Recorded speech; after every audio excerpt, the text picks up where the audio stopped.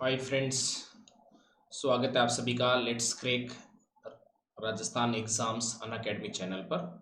और आज हम लोग जो है वो जनजातीय आंदोलन और किसान आंदोलन की बात करेंगे कि किन कारणों से जो अलग अलग क्षेत्रों के अंदर जो है वो किसान आंदोलन हुए और जनजातीय आंदोलन हुए, उन सब चीज़ों को देखने की कोशिश हम लोग करेंगे। किस प्रकार का असंतोष जो था वो किसानों के अंदर पनपा और उसके पीछे क्या कारण थे जिसके कारण से ये चीज़ें हुई, या जनजातीय क्षेत्रों में कौन से कारण थे किस जिसकी वजह से ये हुआ, और कहाँ कहाँ पर इस तरह के आंदोलन हुए उसे हम यहाँ पर देखने की कोशिश करेंगे। लेकिन उससे पहले कुछ जानकारी, ये मेरे बारे में जानकारी। सुरेश ठोलिया, 10 ईयर टीचिंग एक्सपीरियंस, ये मेरा टेलीग्राम ग्रुप है और ये मेरा कोड है ठोलिया10, जिसको यूज़ करके आप एनरोल कर सकते हैं। Crack RPSC with India's largest learning platform पर मिलता है आपको डेली लाइव क्लासेस। बहुत सारे टॉप एजुकेटर्स हैं यहाँ पे जो लाइव क्लासेस लेते हैं, लाइव टेस्ट होता है, वीकली क्विज है, मेगा क्विज है। इसी तरीके से स्ट्रक्चर्ड कोर्स है। स्ट्रक्चर्ड कोर्स का मतलब ये हुआ आपके पास कि एक बार जैसे मैंने पॉलिटी स्टार्ट किया तो प्लस के ऊपर पॉलिटी कंप्लीशन होता है। अनलिमिटेड एक्सेस का मतलब ये हो गया कि जितने भी टॉप एजुकेटर्स हैं जो इतने टाइम ऑफलाइन में पढ़ा रहे थे, उनमें से बहुत सारे ऐसे हैं जो कि अनअकैडमी पर ऑनलाइन प्लेटफॉर्म के रूप में यहाँ पर प्रेजेंट है। उनकी सभी की क्लासेस का एक्सेस आपको मिल जाएगा यदि आप ठोलिया10 कोड यूज़ करके एडमिशन करते हैं या एनरोलमेंट लेते हैं, तो आपको सभी का एक्सेस मिलेगा। ऐसा नहीं है कि किसी एक पर्टिकुलर एजुकेटर का। और 2 ईयर के लिए, 1 ईयर के लिए जो भी आप सब्सक्रिप्शन लेते हैं उसका अनलिमिटेड आपको सब्सक्रिप्शन है, पूरे प्लेटफॉर्म का सब्सक्रिप्शन है। किसी की क्लास पे कोई रिस्ट्रिक्शन नहीं है, वो ले सकते हैं। इसके लिए आपको प्ले स्टोर में जाकर के अनअकैडमी टाइप करना होगा। वहाँ से ऐप को इंस्टॉल करने के बाद में आप 1 ईयर और 2 ईयर के लिए एनरोल कर सकते हैं। यदि आप 1 ईयर के लिए एनरोल करते हैं तो चार्जेस हैं 7000।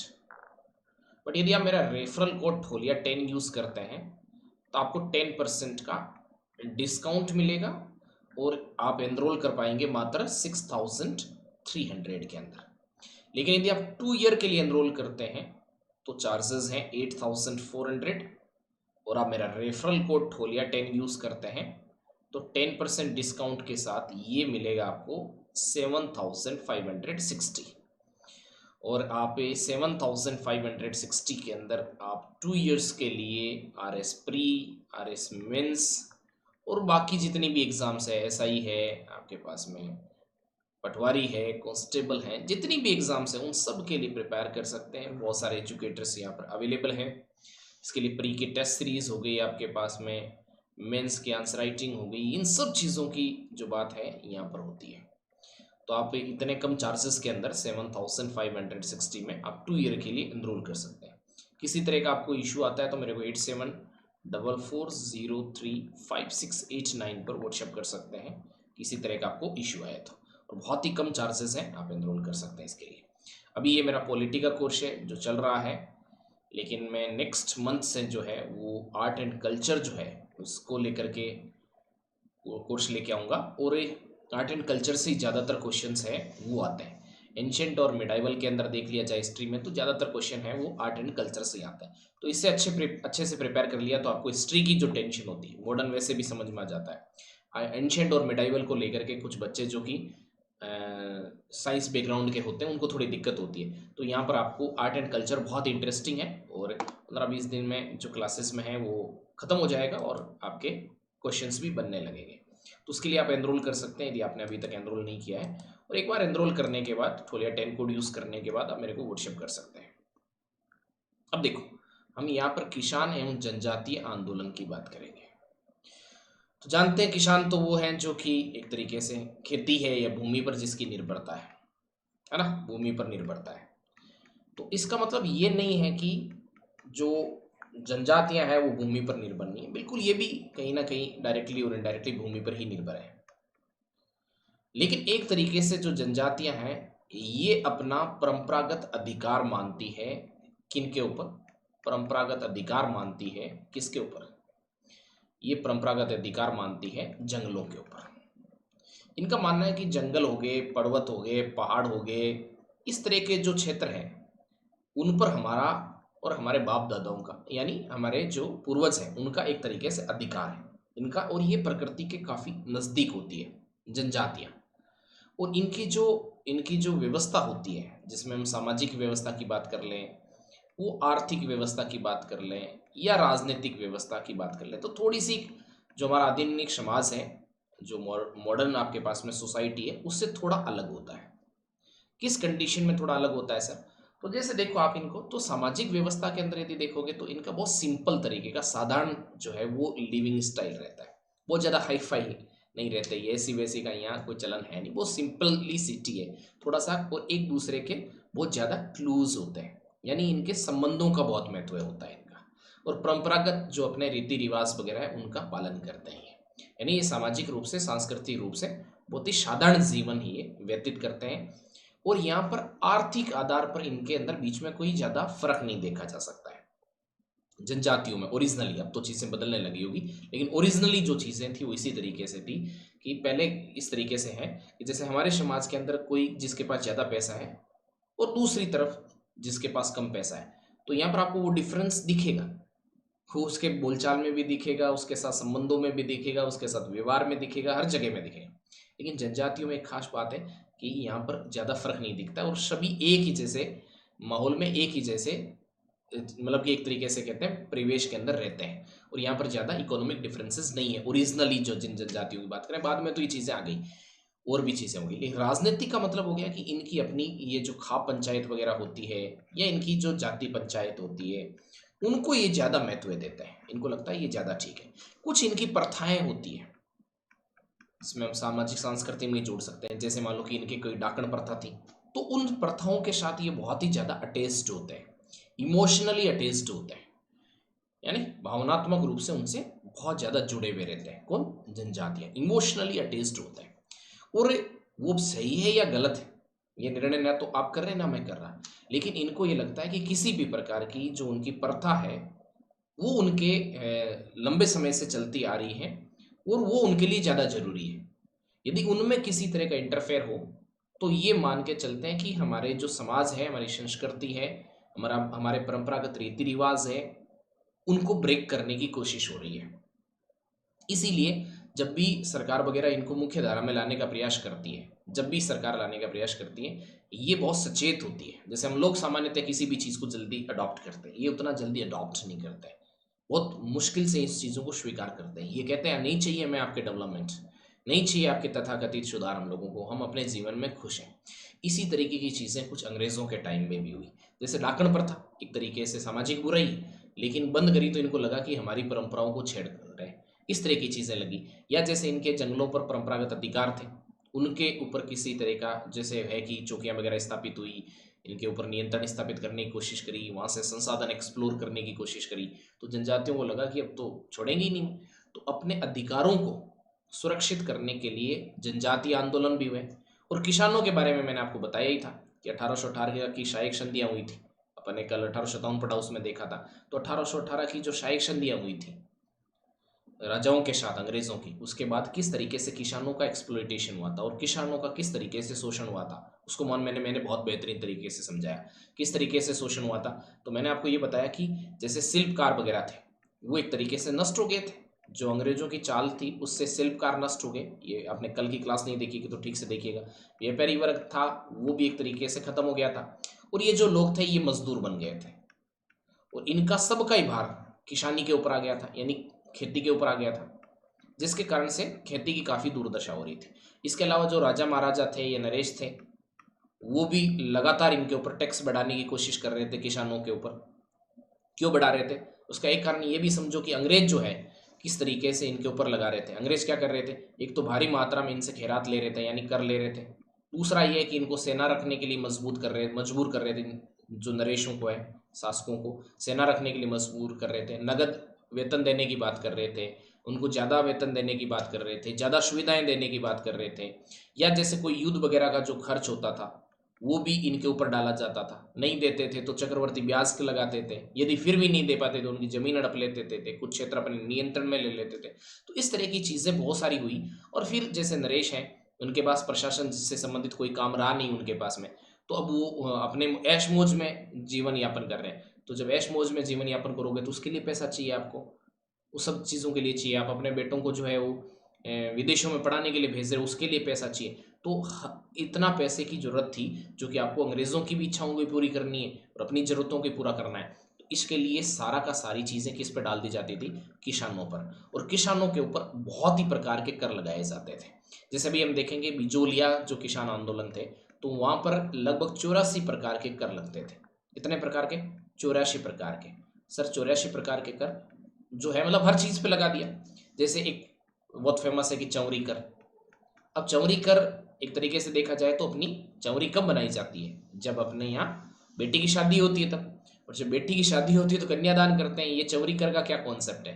तो जब यदि आप अपने या किसी बेटी वगैरह की शादी करोगे तो आपको राजा को 5 रुपए, बिजोलिया किसान आंदोलन में ये चीजें भी देखेंगे अपन लोग, 5 रुपए आपको राजा को ये कर के रूप में चुकाना है। 5 रुपए उस टाइम पे बहुत ज्यादा होते थे। ये अपन बात करें 1903, 1903 की, आज से 125 साल पहले की। उस टाइम में 5 रुपए की वैल्यू बहुत ज्यादा होती थी। तो इस तरह के कर है। या जैसे मान लो कि उस हर तरह के कर होते थे कि जैसे तलवार बंदाई का कर है जो भी फेमस है 1906 के अंदर हुआ। तलवार बंदाई का कर है। हर तरह के कर होते थे। जैसे ये समझ लो इस तरह के भी कर कि राजा का बेटा बड़ा हो गया और घुड़सवारी करने निकल रहा है आज। राजा का बेटा बड़ा हो गया या सामंत का बड़ा बेटा बड़ा हो गया, उनमें से किसी का बेटा बड़ा हो गया राजा वगैरह का, तो वो सवारी करने निकल रहा है आज, घुड़सवारी करेगा, तो उसके नाम पे भी टैक्स ले लिया जाएगा। इस तरह की चीजें जो है वो बहुत ही ज्यादा वहां पर थी। तो हर प्रकार का टैक्स लेने की कोशिश की जाती थी। हर प्रकार के कर, पेड़ के ऊपर आपको सीढ़ी लगानी है उसका टैक्स ले लिया जाएगा। हर तरह के कर, आप सोच भी नहीं सकते उस तरह के कर ले लिया जाएगा। तो सामंत जो है वो खाना खाने किसी एरिया के अंदर जा रहे हैं मान लो, तो उस आधार पर कर ले लिया। वो उस तरीके से किसी तरीके से मतलब किसी तरीके से उनको एक तरीके से टैक्स लेने होते थे। और 84 प्रकार के टैक्स लगा रखे थे पहले ही। जैसे लाटा और कुंता तो थे ही थे, वो भी कारण थे ही। इसके अंदर देखेंगे सर लाटा और कुंता क्या होता है, तो लाटा और कुंता का मतलब ये हो गया कि जैसे दो तरीके से समझ लो। खड़ी जो एक फसल होती है उसमें एक अधिकारी आकर के कूद के चला गया कि तुम्हारी जो है वो उत्पादन इतना होने वाला है, ये हो गया। या जैसे लाटा का मतलब एक तरीके से ये हो गया कि जैसे फसल को काट लिया और उसके बाद में वो कुछ ढेरिया वगैरह बना दी और फिर उनको खेत में छोड़ दिया। अब वो पड़ी है अभी, अब उनमें से अनाज निकला भी नहीं है। अनाज निकलने के बाद में मेजर करके तोल करके ले ले तो किसानों को उतनी तकलीफ नहीं थी। लेकिन मान लो कि एक तरीके से अधिकारी आया, वो तो ज्यादा ही खूंटेगा, वो कहेगा कि तुम्हारे यहाँ 60 क्विंटल होगा, 60 क्विंटल होगा, पता चला हुआ 40, तो 60 क्विंटल होगा, 50% देना है, तो 30 क्विंटल आपको देना है। वही आपके 40 ही हुआ क्योंकि खड़ा कूद के गया था। अब 40 में से आपको 30 देना है, आपकी कोई सुनने वाला है नहीं, आपके पास 10 क्विंटल बचेगा। अब 10 क्विंटल के बाद में आपके ये तो एक दो प्रकार के टैक्स है, बाकी टैक्सेस अभी आपको पे करने हैं, हर कंडीशन पे आपको पे करना है। तो ये कितना खतरनाक है। तो ये इस तरह की सिचुएशन किसानों के सामने थी। तो लाटा कुंता थी। या जैसे कि राजा वगैरह होते थे या सामंत होते थे या उसके आसमान में जैसे ठिकानेदार होते थे, जागीरदार होते थे एक तरीके से, सामंत क्या जागीरदार कहिए उनको, तो जागीरदार वगैरह होते थे या राजा होते थे, नरेश होते थे, बेगार भी करवाते थे किसानों से। तो बेगार प्रथा यानी आप फ्री के अंदर काम करवा रहे हो उनसे। तो इस तरह की चीजें भी हुआ करती थी उनके काल में। इसके अलावा जैसे मान लो कि अकाल पड़ गया, तो अकाल पड़ गया तो उत्पादन होना ही नहीं है। लेकिन अंग्रेज है वो किसान उनके राजाओं और नरेशों के ऊपर दबाव बनाएंगे, नरेश जागीरदारों के ऊपर दबाव बनाएंगे, जागीरदार किसानों पे दबाव बनाएंगे। और अकाल होने के बावजूद भी उनको नगद के, और ये बात थी कि अनाज नहीं, नगद में भी जो किसानों से जो है वो राजस्व वसूलना शुरू कर दिया। एक तो नगद में करना शुरू कर दिया, एक ये जो राजस्व होता था ये बहुत ज्यादा होता था, बहुत ज्यादा होता था, जिसके कारण से ये राजस्व चुकाने के चक्कर में ये लोग किसान थे ये शाहूकारों के चुंगल में फंस जाते थे। शाहूकारों के चुंगल में फंस जाते थे, बहुत मुश्किल होता था शाहूकारों के चुंगल में से निकलने से। तो इस तरह की जो अव्यवस्था थी या इस तरह की जो परेशानियां थी किसानों के समक्ष भी और जनजातियों के समक्ष भी, इन्हीं कारणों से जो है वो आगे चल करके फिर जनजाति और किसान आंदोलन आपको देखने को मिलेंगे। उसी में किसान आंदोलन है आपके पास में जिसका अपन जिक्र करेंगे, तो उसमें ये बिजोलिया किसान आंदोलन के बारे में है। तो देखो बिजोलिया किसान आंदोलन, ये हेडिंग नहीं दिया, आप लिख लीजिएगा, बिजोलिया किसान आंदोलन के बारे में है चर्चा। तो देखो बिजोलिया किसान आंदोलन जो हुआ उसके मुख्य क्या क्या कारण थे। देखो तो पहले तो एक जो थे, ये बिजोलिया जो है ये अभी भीलवाड़ा के अंदर पड़ता है। कहाँ पर है बिजोलिया? ये भीलवाड़ा के अंदर है। और ये मेवाड़ जो रियासत है, जैसे हमारा ये राजस्थान है, मान लो ये राजस्थान है, तो इसका ये वाला क्षेत्र मेवाड़ कहलाता है, ये वाला क्षेत्र। तो यहाँ का प्रथम श्रेणी का ठिकाना था कौन? बिजोलिया। यानी अभी तो भीलवाड़ा के अंदर है, लेकिन ये मेवाड़ का प्रथम श्रेणी का ठिकाना था। किसका? मेवाड़ का। सर ये प्रथम श्रेणी, द्वितीय श्रेणी, मतलब सबसे महत्वपूर्ण जो ठिकाने मतलब क्षेत्र होते थे, जैसे 16 उनको प्रथम श्रेणी में रखा गया, फिर द्वितीय श्रेणी होती थी, तृतीय श्रेणी होती थी, इस तरीके से अलग अलग श्रेणियां होती थी, 16, 32 इस तरीके से। तो जो सबसे महत्वपूर्ण होते थे उनको प्रथम श्रेणी के ठिकाने मानते थे। तो एक महत्वपूर्ण ठिकाना था मेवाड़ रियासत का, ऐसे मान लो। तो मेवाड़ रियासत का प्रथम श्रेणी का ठिकाना था कौन? बिचौलिया का प्रथम श्रेणी का। और ये जो है इसकी स्थापना जो करी थी वो करी थी अशोक परमार ने। अशोक परमार जो है वो भरतपुर क्षेत्र का था। अशोक परमार भरतपुर का। और अशोक परमार ने जो है भरतपुर का था ये, और 1527 के अंदर जो है राणा सांगा का बाबर के साथ जो युद्ध हुआ, खानवा का युद्ध, उस युद्ध के अंदर जो है वो सहयोग किया था अशोक परमार को, और इसी के एवज में उन्हें ऊपर माल की जो है वो रियासत प्राप्त हुई थी। ऊपर माल का क्षेत्र इनको प्राप्त हुआ था, और ये ऊपर माल का जो मुख्यालय है यही बिजोलिया था। तो ये बिजोलिया के बारे में थोड़ी सी जानकारी है आपको मिली कि बिजोलिया जो है वो प्रथम श्रेणी का मेवाड़ का एक ठिकाना हुआ करता था। और इस बिजोलिया क्षेत्र के अंदर जो है वो धाकड़ जाति के किसान ज्यादा थे, ज्यादातर, चाहे वो बिजोलिया हो चाहे वो बेंगू हो। बेंगू भी मेवाड़ रियासत का ही था, वो चित्तौड़गढ़ में देखेंगे अपन। तो ये यहाँ पर धाकड़ जाति के लोग ज्यादा थे, धाकड़ जाति के। और यदि आप चीजें देखोगे ना तो ज्यादातर आपको दिखेगा कि अलग अलग आंदोलनों में कि जो है वो जातीय प्रभाव किसान आंदोलनों पर आप देखोगे।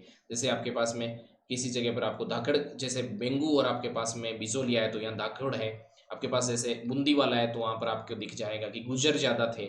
यदि आप देखोगे कि मेवात वाले क्षेत्र के अंदर देखोगे तो मेव जाति ज्यादा थी। तो ये कहीं ना कहीं जाति आधार पर भी बंटे हुए थे। हाँ, ये अलग बात है कि राजस्थान के जो किसान आंदोलन हुए, एक तो ये बात है कि इसमें ये स्वावलंबी थे। स्वावलंबी का मतलब है कि जो भी इन्होंने लड़ाई लड़ी वो अपने पैसे से और अपने तरीके से लड़ी, ये किसी पर निर्भर नहीं हुए, ना इनको बाहर से कोई श्रेय प्राप्त हुआ। और ज्यादातर किसान आंदोलन, कुछ आपको इसी तरह घटनाएं मिलेगी भी, लेकिन ज्यादातर आंदोलन जो थे, किसान आंदोलन थे, वो अहिंसात्मक प्रकृति रहे। अधिकतर समय अहिंसात्मक रहे। अब हिंसात्मक में जैसे किसानों ने हिंसा नहीं करते थे। आपने देखो जितने भी देखो किसानों के आपको ऐसे प्रमाण कब मिलेंगे कि उन्होंने हिंसा करी हो। वो ज्यादातर क्या होते थे, किसी पहाड़ी के ऊपर इकट्ठा होते थे, किसी गांव में सम्मेलन करते थे, इकट्ठा होते थे। फिर ये जैसे शासक वर्ग होता था वो इनको, जो बाकी अपने अधिकारी वगैरह होते थे, उनको आदेश देते थे कि इनको मारो। तो वो एक हिंसा जो है वो किसानों के कारण से नहीं भड़की थी। तो किसान जो थे वो एक शांतिपूर्ण तरीके से हमेशा जो आंदोलन करते थे। ये बिजोलिया किसान आंदोलन के मामले में समझ लो, बिजोलिया किसान आंदोलन तो एक तरीके से गांधी जी के लिए भी प्रेरणा थे। और बिजोलिया किसान आंदोलन जो है ये शुरू हुआ आपके पास में 1897 के अंदर, और ये खत्म होता है बिजोलिया किसान आंदोलन 19 में आपके पास में 44 चला तो 1941 के अंदर। और ये लगभग 44 ईयर्स तक, 44 वर्ष तक बिजोलिया किसान आंदोलन चला। विश्व का सबसे लंबे समय तक चलने वाला अहिंसात्मक आंदोलन बिजोलिया किसान आंदोलन था। इतना लंबे समय तक कोई भी विश्व स्तर पर अहिंसात्मक दृष्टि से इतने लंबे समय तक 44 वर्ष तक चलने वाला कोई आंदोलन नहीं था।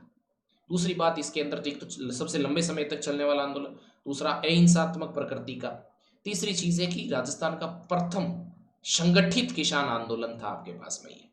और ये बाकी किसानों के लिए राजस्थान के अंदर बिजोलिया किसान आंदोलन क्योंकि प्रथम था, संगठित आंदोलन था, तो बाकी किसान आंदोलनों के लिए भी प्रेरणा बना।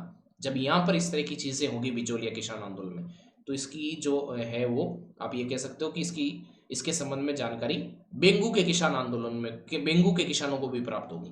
वो भी अपनी जो है मांगों को लेकर के फिर वो आंदोलन करने लगते हैं। वो भी अपने मांगे मनवाने के लिए या उनके जो शोषण हो रहा था उनके खिलाफ आवाज उठाते हैं। वही आवाज फिर जाकर के बूंदी तक पहुंचती है। बाकी जैसे मारवाड़ क्षेत्र हो गया, आपके पास मेवात क्षेत्र हो गया, अलग अलग क्षेत्रों के अंदर जो है वो इस तरह की चीजें देखने को मिलेगी। तो जो बिजोलिया किसान आंदोलन है वो पूरे राजस्थान के अंदर एक तरीके से प्रेरणा मिलेगा। ना केवल इस तरीके से प्रेरणा बल्कि जागरूकता भी करेगा, यानी सभी किसानों के अंदर जागरूकता पैदा करेगा, अपने अधिकारों के प्रति जागरूकता पैदा करेगा, और उनके अंदर एक बल उत्पन्न करेगा कि शोषण के विरुद्ध किस तरीके से खड़ा हो सकता है। इसके अलावा जैसे आपके आगे चल करके प्रजामंडल आंदोलन वगैरह होते हैं तो उनके लिए प्रेरणा स्रोत का काम भी करेगा। एक तरीके से। और इन्हीं किसान आंदोलन के तहत समय में कई जैसे संगठन वगैरह भी बने, जैसे राजस्थान सेवा संघ बना। इसके अलावा और जैसे बहुत सारे न्यूज़पेपर्स अखबार वगैरह भी छपने लगे जो इनके अंदर इस तरह की चीज़ें निकलती थी। वो फिर आपके पास में प्रजामंडल आंदोलन वगैरह है, उनके अंदर भी ये सब चीज़ें काम आएंगी। तो एक तरीके से प्रजामंडल आंदोलन के लिए भी जो किसान आंदोलन थे या जनजातीय आंदोलन है, उन्होंने आधार तैयार करा। तो इस तरीके से इनका इंपॉर्टेंस देखा जाए या इनका महत्व देखा जाए तो ओवरऑल बहुत ज़्यादा इंपॉर्टेंस है इनका, हर दृष्टि से अपन देखने की कोशिश करें तो, ठीक है ना। तो कई प्रकार के कर लगाए जाते थे, जिसमें मैंने कहा कि बिजोलिया क्षेत्र में तो बहुत प्रकार के कर थे, 84 प्रकार के कर थे। और देखो यदि जैसे करशन सिंह है, इससे पहले जो यहाँ के जागीरदार वगैरह हुए या ठिकानेदार हुए, उनके से और किसानों के साथ संबंध ठीक ठाक थे, कोई दिक्कत नहीं थी। लेकिन 1903 में जब करशन सिंह बनते हैं, सॉरी ये 1897 में करशन सिंह बनते हैं, उसके बाद में इश्यूज क्रिएट होना शुरू हो जाते हैं, इसके बाद दिक्कत होना शुरू हो जाती है। और ये जो है उसके बाद में 1903 के अंदर देखो, 1903 में जो है वो करशन सिंह द्वारा चौरी कर लगाया जाता है। चौरी कर किस आधार पर, जैसे मैंने अभी बताया था आपको कि चौरी कर का क्या मतलब है कि आप यदि शादी कर रहे हो अपनी बेटी की यहाँ से किसी लड़की की, तो आपको 5 रुपया जो है वो चुकाना है। और 5 रुपये उस टाइम पे बहुत ज़्यादा होते थे। तो करशन सिंह जो थे उन्होंने इस तरह का टैक्स लगाया। तो जो ये धाकड़ जाति के किसान थे, ये अपनी 200 लड़कियों को लेकर के करशन सिंह के पास पहुंच गए कि हमें तो शादी नहीं करनी इनकी, यदि आप इस तरीके से टैक्स लोगे। क्यों लाओगे कहाँ से, 5 रुपये में शादी हो जाती थी आराम से, 5 रुपये से कम में भी हो जाती थी। 5 रुपये आपको वहाँ चुकाना है, कहाँ से चुका दोगे आप। तो करशन सिंह ने कहा कि ठीक है मत करो शादी। तो इन्होंने किसानों ने थोड़ा धमकाया कि हम लोग जो है वो छोड़ के चले जाएंगे, बिचौलिया का छोड़ के चले जाएंगे। तो कहते हैं फिर करशन सिंह को डर पैदा हुआ कि यदि छोड़ के चले गए तो फिर यहाँ पर खेती बाड़ी कौन करेगा। तो इसलिए फिर थोड़ा सा करशन सिंह मान गया और फिर ये चौरी कर जो है वो उसको खत्म कर दिया था। फिर 1906 के अंदर फिर ये 1906 में घटना हुई कि करशन सिंह की मृत्यु होगी और करशन सिंह के कोई औलाद नहीं थी। तो इस तरीके से माना गया कि ये पृथ्वी सिंह जो है ये फिर उस क्षेत्र से था जहाँ से अशोक परमार थे, कहाँ से, भरतपुर वाले क्षेत्र से। तो उस वाले भरतपुर वाले क्षेत्र से आकर के पृथ्वी सिंह जो है, जिसको यहाँ के बारे में ज़्यादा जानकारी नहीं थी, वो आकर के फिर यहाँ पर शासक बनते एक तरीके से, या जागीरदार बनते, जो कहना कह लो, ठिकानेदार बनते, जो ठीक लगे आपको। तो ये पृथ्वी सिंह यहाँ पर आते हैं और उसमें होता है इस तरीके से कि इससे पहले भी ऐसा नहीं कि तलवार बंदाई कर जो है वो पहली बार लिया जा रहा था। होता ऐसे था कि जैसे कोई भी नया जैसे आपके पिता की मृत्यु हो गई है और नया व्यक्ति जो है वो ठिकानेदार बन रहा है, जागीरदार बन रहा है, तो राजा को उसकी एवज में जो है वो कुछ आपको भेंट देनी पड़ती थी, सोना है, चांदी है, पैसा जो भी देना पड़ता है। तो इससे पहले भी देते ही होंगे, लेकिन पृथ्वी सिंह जो है इनको लगा कि क्यों ना जो है इसी को जनता के ऊपर डाल दिया जाए। तो ये तलवार बंदाई जो कर है, इसके नाम पर जनता के ऊपर एक एडिशनल कर लगा दिया गया। पहले से 84 प्रकार के कई प्रकार के कर लगे हुए, फिर आपने तलवार बंदाई का कर लगा दिया। तो इस तलवार बंदाई के कर से भी लोग जो किसान है ये काफी परेशान हुए। ये 1906 में चल लगाया गया। ये जो किसान आंदोलन है ये लगभग 44 वर्ष तक चला है। तो 44 वर्ष के चलने के कारण से ये अलग अलग भागों में बंटा हुआ है। जैसे प्रथम चरण है इसका, द्वितीय चरण है इसका, तृतीय चरण है। तो इसको अलग अलग भागों में बांट करके देखा जाता है। जैसे अपन प्रथम चरण की बात करें तो 1897 से 1914 का जो चरण है बिजोलिया किसान आंदोलन का, ये प्रथम चरण माना जाता है। 1897 से लेकर के 1914 तक का जो काल है ये प्रथम चरण माना जाता है। और इसके अंदर जो ये किसान आंदोलन था उस टाइम पे, उसमें कोई नेशनल लेवल का लीडर नहीं था। यहाँ पर राष्ट्रीय स्तर का कोई लीडर नहीं था। ये जो यहाँ के जो किसान थे उन्हीं में से कोई नेता बन गया, उन्हीं में से कोई दूसरे को गाइड करने वाला बन गया। तो ये एक तरीके से किसान जो थे वो आपस में ही एक दूसरे के साथ सहयोग करके, एक दूसरे की राय मशविरा करके, और ये इस जो आंदोलन है उसका नेतृत्व किया। तो इसे सौते स्फूर्त बोलते हैं कि प्रथम चरण जो था, उस प्रथम चरण के अंदर कोई भी इसका एक तरीके से राष्ट्रीय स्तर पर कोई नेता है ही नहीं और ना ऊपरी स्तर पर है। तो एक तरीके से देखा जाए तो ये किसान जाति के जो लोग थे, धाकड़ जाति के, वही लोग जो थे वो उन्होंने इसका करा। और धाकड़ जाति के किसानों द्वारा यहाँ पर एक मृत्यु हो जा रहा था गिरधारीपुरा, वहां पर इकट्ठा हुए थे गिरधारीपुरा के अंदर, और मृत्यु हुआ उसके अंदर। और ये चर्चा करने लगे, गांव में से प्रारंभ हुआ था, वहां पर चर्चा करने लगे कि अभी जो हमारे पास जो करशन सिंह है जिसने या जैसे आपके पास में कृष्ण सिंह ही था 1857 वगैरह, तो क्या किया जाए उसके संबंध में। पहले कृष्ण सिंह था, तो कृष्ण सिंह ने हमारे ऊपर इतना टैक्स लगा दिया, तो इसके संबंध में क्या किया जाए। तो सीताराम दास जो है उनसे सलाह मशविरा किया गया, थोड़े पढ़े लिखे थे, तो उनसे सलाह मशविरा कहा गया तो इसके संबंध में हो सकता है कि जानकारी जो आपके महाराणा हो फतेह सिंह जो मेवाड़ के महाराणा थे, हो सकता है उनको इसके बारे में जानकारी नहीं हो। तो कहते हैं कि नानकजी पटेल और ठाकरी पटेल को, ठाकरी पटेल जो है, ठाकरी पटेल है, इनको जो है वो भेजा गया किसके पास में, मेवाड़ के महाराणा फतेह सिंह के पास में भेजा गया। काफ़ी दिनों बाद एक तरीके से उनके लिए इतना आसान नहीं था उस टाइम पे मिलना, लेकिन मिले और उन लोगों को अपनी बातें बताई, लेकिन कुछ खास हुआ नहीं, कुछ खास चीज़ें हुई नहीं। तो इससे एक तरीके से करशन सिंह वगैरह का जो है वो एक तरीके से हौसला बढ़ गया।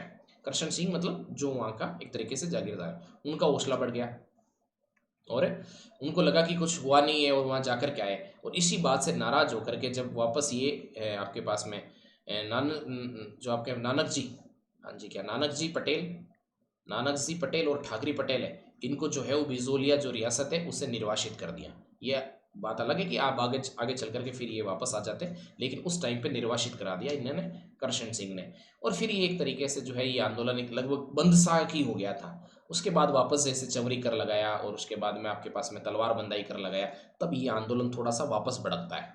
उसके बाद देखो द्वितीय चरण इसका आता है जो कि 1914 से लेकर के 1923 तक होता है। इसमें आपको थोड़ा सा ध्यान रखना है कि ये जो टाइम है उसमें विजय सिंह पथिक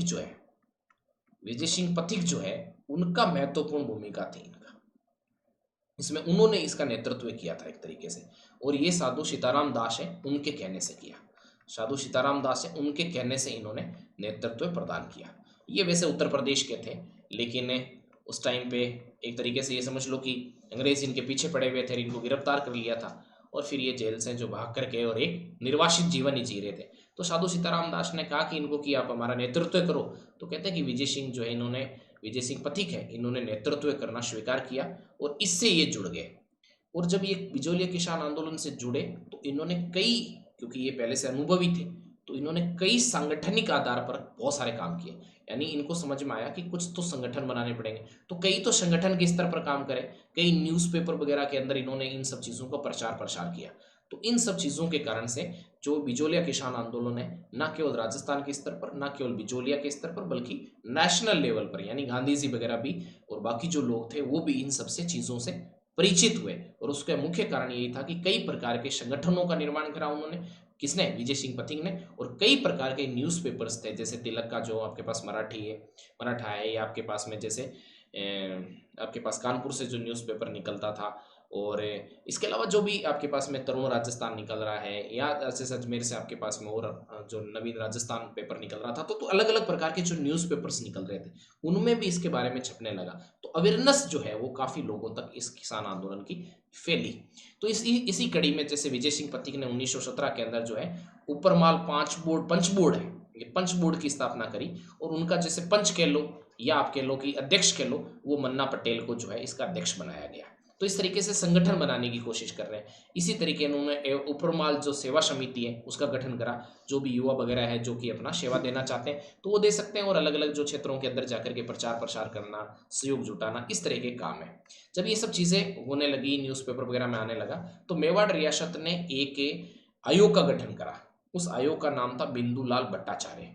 उन्होंने जो है वो कई, ऐसा नहीं कि बातों को झुठला दिया, उन्होंने सारी चीज़ों को देखा और इनको लगा कि किसानों की काफ़ी बातें ऐसी है जिनको माना जाना चाहिए।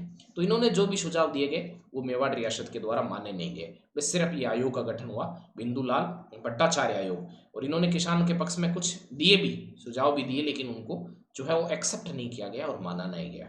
उसके बाद में आपके पास तृतीय चरण आ जाता है, ये थर्ड स्टेज आ जाती है आपके पास में, जिसमें जैसे विजय सिंह पथिक के कहने पर किसानों ने अपनी जमीनें सामंतों को लौटा दी। इस टाइम पे ये इस तरीके से कुछ चीज़ें हुई कि जैसे किसानों के ऊपर जो है वो बहुत ज़्यादा जमीन जो है, जितना उसमें उत्पादन नहीं हो रहा है जमीन के, उससे ज़्यादा उनसे टैक्स वसूला जा रहा है। जितना उत्पादन हो रहा है उससे ज़्यादा टैक्स। और जैसे सिंचित भूमि है, यानी जो सिंचित भूमि है उस भूमि पर तो टैक्स ले रहे हो, कोई इश्यू नहीं है, समझ आ रहा है कि ले रहे हो। जो असिंचित भूमि है उस पर भी जो है वो इनसे टैक्स लिया जाता था। तो इस बात से जो है किसान ज़्यादा परेशान थे और कहा कि हमें इस तरह की भूमि से जो है वो टैक्स लिया जा रहा है। तो ये जाकर के जब विजय सिंह पथिक को बात बताई थी, विजय सिंह पथिक को, तो कहते हैं कि विजय सिंह पथिक जो है उन्होंने ये कहा कि आप एक काम करो कि ये जो ज़मीन है ये ले जा करके लौटा दो, वापस दे दो, अपने को रखनी ही नहीं है, ले जाके जागीरदार को दे दो कि तुम रखो, मौज करो, हमें चाहिए ही नहीं है ज़मीन। तो लेकिन विजय सिंह पथिक को भरोसा था और किसानों को भी ये भरोसा था कि हमारी ज़मीन यदि हम सौंपेंगे तो हमारी ज़मीन को कोई दूसरा लेने वाला नहीं मिलेगा, क्योंकि पहले एक दो बार धमकी दे भी चुके थे। और एक तरीके से जो वहाँ का शासक है एक तरीके से, तो वो एक तरीके से घुटनों पर आ ही गया था। तो इनको लगा कि इस बार भी ये जो चीज़ है इफेक्टिव होगी, इस बार भी ये चीज़ है वो काम करेगी। लेकिन जब इनको ज़मीन लौटाई तो कहते हैं कि जो है वो इन्होंने जो रख ली, वहाँ के जो जागीरदार वगैरह थे, और उन्होंने फिर जो है वो कुछ लोगों को वो दे दी। तो इससे जो वहाँ के किसान थे, जो कि एक तरीके से लीडर वगैरह थे, मेनली उन्हीं की ज़मीन जो थी वो रखी गई और दूसरों को दे दी गई, बेच दी गई, जो भी करा गया वो दे दिया गया। तो अब ये चिढ़ गए थे। इसके बाद जो है विजय सिंह पथिक है उसकी और उनकी, और फिर आपके पास में माणिक्यलाल वर्मा और बाकी जो लोग जितने भी लीडर्स थे उनके बीच में जो है वो डिस्प्यूट होता है। और फिर इसी परेशान चीज़ से परेशान होकर के 1927 में विजय सिंह पथिक है इस आंदोलन से अलग हो जाते हैं। उसके बाद बहुत सारे नेता इससे जुड़ते हैं और यहाँ से यहाँ की देन ही एक तरीके से माणिक्यलाल वर्मा वगैरह जो है एक तरीके से। लेकिन 1941 में इतनी चर्चा यहाँ पर आपकी माध्यमिक शिक्षा बोर्ड में की नहीं, लेकिन मैंने ऐसे करी। 1941 के अंदर जो मेवाड़ के प्रधानमंत्री है वी राघवाचार्य के प्रयासों से जो है एक समझौता होता है, और फिर उसके बाद में जो है किसानों की ज़मीन वगैरह तो दे ही दी जाती है वापस, और सारी चीज़ें जो है वो एक तरीके से समाप्त हो जाती है। काफ़ी लंबे समय तक ये आंदोलन चला, लेकिन बहुत ज़्यादा इस आंदोलन में किसानों को सफलता प्राप्त नहीं हुई थी, यानी उस लेवल का ये दबाव बहुत ज़्यादा नहीं बना पाए थे। लेकिन हाँ, प्रेरणा के रूप में देख लो आप, या बाकी हिंसात्मक रूप से देख लो, प्रथम जो संगठनिक आंदोलन देख लो, उस आधार पर देखा जाए तो इस किसान आंदोलन की, या फिर प्रजा मंडल के लिए एक तरीके से आधार तैयार करने के संबंध में देख लो, या यहाँ से नेताओं का विकास हुआ उसके रूप में देख लो, या बहुत सारे संगठनों का निर्माण हुआ उस रूप में देख लो, बहुत सारे अखबार वगैरह निकलते थे, तो एक उस तरह की पहचान और ट्रेनिंग के रूप में देखो तो इस आंदोलन की जो थी वो बहुत ही महत्वपूर्ण भूमिका थी। जैसे तिलक का जो मराठा समाचार पत्र है उसमें भी इसके बारे में जो खबरें छपती थी, या जैसे गणेश शंकर विद्यार्थी है उन जो है कानपुर से निकलता था अखबार प्रताप नाम का, उसमें भी छपता था। नवीन राजस्थान के अंदर, तरुण राजस्थान जिसको कहने लगे, वो उसके अंदर जो है वो छपती थी। तो अलग अलग अखबारों के अंदर, न्यूज़पेपर में भी इस बिजोलिया किसान आंदोलन की खबरें छपती थी। इसी तरीके से जैसे बिजोलिया किसान आंदोलन है उसी से प्रभावित होकर के बेंगू किसान आंदोलन, ये अभी चित्तौड़गढ़ के अंदर है, ये चित्तौड़गढ़ के अंदर है, लेकिन ये भी मेवाड़ जो रियासत थी, मेवाड़ रियासत का प्रथम श्रेणी का ठिकाना था। कौन? बेंगू। ये भी मेवाड़ रियासत की प्रथम श्रेणी का ठिकाना था। मेवाड़ रियासत की प्रथम श्रेणी का ठिकाना था कौन? बेंगू। ये भी, यहाँ पर भी ज्यादातर धाकड़ जाति के किसान थे। इनके ऊपर भी कई प्रकार के जो कर वगैरह, टैक्स वगैरह लगे जाते थे। इनके साथ भी वही इश्यूज थे कि भू राजस्व ज्यादा लिया जा रहा है, इनसे भू राजस्व ज्यादा लिया जा रहा है, नगद भू राजस्व लिया जा रहा है। आपके पास में जैसे लाटा और कुंता जो की परंपरा थी वो बहुत ज़्यादा थी, बेगार वाली जो प्रथा थी वो ज़्यादा खतरनाक थी इनके साथ में। तो इस तरह की चीज़ें जो थी किसानों के सामने यही समस्या रहेगी कि एक तो राजस्व ज़्यादा ले रहे हो, लाटा कुंता का जो प्रक्रिया वो ठीक नहीं है, बेगार प्रथा ये ठीक नहीं है, और बहुत प्रकार के अलग अलग प्रकार के जो कर वगैरह लिए जा रहे थे हर चीज़ के नाम पे, तो उनसे किसान त्रस्त थे। तो किसानों ने सोचा कि जब बिजोलिया के अंदर इस तरह का किसान आंदोलन हो रहा है तो क्यों नहीं हमारे इस क्षेत्र के अंदर भी हम जो है वो आंदोलन किया जाए। ये भी एक तरीके से भाव पैदा हुआ कि हमारे क्षेत्र में भी यहाँ पर होना ही चाहिए। तो इस बात को लेकर के यहाँ पर जो है वो एक किसान आंदोलन शुरू हुआ। यहाँ पर इस 1921 के अंदर, यहाँ पर क्या कह सकते हैं उसको, एक सेकंड रखिएगा, ठीक है। तो किस क्षेत्र के अंदर की बात कर रहे थे बोलो? हाँ, बेंगू के अंदर। तो बेंगू के अंदर एक तरीके से ये जो है वो किसान आंदोलन स्टार्ट हुआ। एक सेकेंड, हाँ, तो 1921 के अंदर, और ये मेनाल भीलवाड़ा नामक स्थान से जो है वो प्रारंभ हुआ था। धाकड़ जाति के किसान यहाँ पर ज़्यादा थे, और यहाँ की जो इनकी मांगे थी, लगभग 2 साल के आंदोलन चलने के बाद में जो बेंगू के सामंत थे अनूप सिंह, उन्होंने इनकी बातों को मान लिया था। लेकिन यहाँ पर जो है मेवाड़ जो रियासत थी, यहाँ पर रियासत तैयार नहीं हुई थी, और इसको जो है जो अनूप सिंह ने जो समझौता किया, इसको बोल्शेविक की संज्ञा दे दी, जिसका संबंध रशिया से है। इसको बोल्शेविक की संज्ञा दे दी, किसको? इससे, इस समझौते को, और इसको नकार दिया गया एक तरीके से। और ये जो मीटिंग वगैरह कर रहे थे, तो एक जैसे अपन कह सकते हैं कि रायता नामक स्थान पर जो है वो ट्रेंच जो है उसको बुला रहे थे कि तुम यहाँ पर आओ और अपन कुछ बातचीत करते हैं, समझौता करते हैं। वो ये चाह रहे थे कि नहीं नहीं, ये जो सारी प्रक्रिया ये बेंगू जो है वहाँ पर इस उस स्थान पर हो जाए, तो ये करके हुई नहीं। और फिर गोविंदपुरा के अंदर जो है 13 जुलाई 1923 को जब ये मीटिंग कर रहे थे उस टाइम पे इनके ऊपर फायरिंग करी, और यहाँ पर रूपाजी और करपाजी नामक दो धाकड़ जो किसान है वो यहाँ पर शहीद हो गए। एक तरीके से देखा जाए तो यहाँ पर शहीद हो गए। और देखो इसका नेतृत्व किस तरीके से, जब ये स्टार्ट हुआ तो विजय सिंह पथिक से इन्होंने रिक्वेस्ट करी कि विजय सिंह पथिक को कहा कि आप जो है 1921 की बात है जब इन नया शुरू हुआ, कि आप हमारा नेतृत्व स्वीकार करो। विजय सिंह पथिक से बात हुई तो विजय सिंह पथिक का यही था कि वो बिजोलिया किशोर आंदोलन के अंदर उलझे हुए थे, तो इन्होंने कहा कि मैं तो नहीं कर पा रहा, लेकिन रामनारायण चौधरी जो है उनको इसका नेतृत्व सौंपा गया। तो आरंभ में इसका नेतृत्व रामनारायण चौधरी ने करा था। और जब ये पहले तो जो है एक तरीके से जो मेवाड़ के महाराणा वगैरह थे उनको समझाने की कोशिश करी, लेकिन जब नहीं माने तो रामनारायण चौधरी ने कहा कि हम लाटा कुंता जो है वो नहीं करवाएंगे, हम भू राजस्व नहीं देंगे, हम इसके अलावा जो वहाँ की जो प्रशासनिक व्यवस्था है जिसके अंदर वहाँ की न्यायालय वगैरह है उनकी जो है वो चीज़ें को नहीं मानेंगे। ये सारी चीज़ों को नकारता दे गया। तो इसी से प्रभावित होकर के, इससे परेशान होकर अनूप सिंह ने समझौता कर लिया, लेकिन मेवाड़ रियासत ने उस समझौते को माना ही नहीं। तो ये सारी चीज़ें यहाँ पर रही। तो रामनारायण चौधरी भी आगे चल करके यहाँ से इस आंदोलन से विजय सिंह पथिक भी जुड़ते हैं। तो एक तरीके से इसके प्रमुख नेता जो है वो रामनारायण चौधरी हैं और विजय सिंह पथिक है। फिर यहाँ से फिर आगे विजय सिंह पथिक को जो है वो गिरफ्तार भी कर लिया जाता है, अरेस्ट भी कर लिया जाता है। फिर वो छूटते हैं, तभी तो 1927 के अंदर जो बाकी चीज़ें होती है। तो देख लिया हम लोगों ने वो किसान आंदोलन। अब देखते हैं बूंदी किसान आंदोलन। देखो जैसे बूंदी किसान आंदोलन था वो एक तरीके से देखा जाए तो ज़्यादातर प्रशासकों के विरुद्ध था। सर प्रशासकों का विरोध क्या मतलब है कि इस क्षेत्र में किसानों से ज़्यादा समस्या ये थी कि प्रशासन में जो भ्रष्टाचार था वो बहुत ज़्यादा परेशान है। बाकी चीज़ें भी रहेगी, जैसे आपके पास बेगार है, भ्रष्टाचार है, भू राजस्व है, वो सारी चीज़ें भी है, लेकिन एक तरीके से यहाँ पर जो अव्यवस्था थी और प्रशासन के अंदर भ्रष्टाचार था उससे यहाँ की जनता त्रस्त थी। यहाँ के लोग उस कारण से, उस करप्शन के कारण से त्रस्त है। तो एक तरीके से इनके अंदर भी भाव पैदा हुआ कि जो है 1922 में कि हम आंदोलन शुरू करते हैं। और बिचौलिया किसान आंदोलन और बेंगू किसान आंदोलन से इनको प्रेरणा भी मिल रही थी। तो इन्होंने भी जो है वो विजय सिंह पथिक वगैरह और मेनली रामनारायण चौधरी जो थे, उन रामनारायण चौधरी से इन्होंने रिक्वेस्ट करा कि जो है ये आंदोलन है, हमारा नेतृत्व स्वीकार करो। तो इन्होंने कहा कि इन्होंने जो है वो नाम सुझाया जिनका नेनूराम शर्मा नाम था, नेनूराम का नाम सुझाया और उनको जो है नेतृत्व दिया। तो यहाँ पर नेनूराम शर्मा के पास जो है वो नेतृत्व आ गया था। तो यहाँ बूंदी वाला जो किसान आंदोलन है उसका नेतृत्व जो है नेनूराम ने किया। और यहाँ पर ज़्यादातर जो लोग थे वो गुर्जर जाति के लोग थे, गुर्जर जाति के लोग थे, अन्य जातियां भी थी। तो ये एक तरीके से यहाँ पर थोड़ा सा जातिवादी भाव आने के कारण से बाकी जो लोग थे वो ज़्यादा इसके अंदर शामिल भी नहीं हुए थे।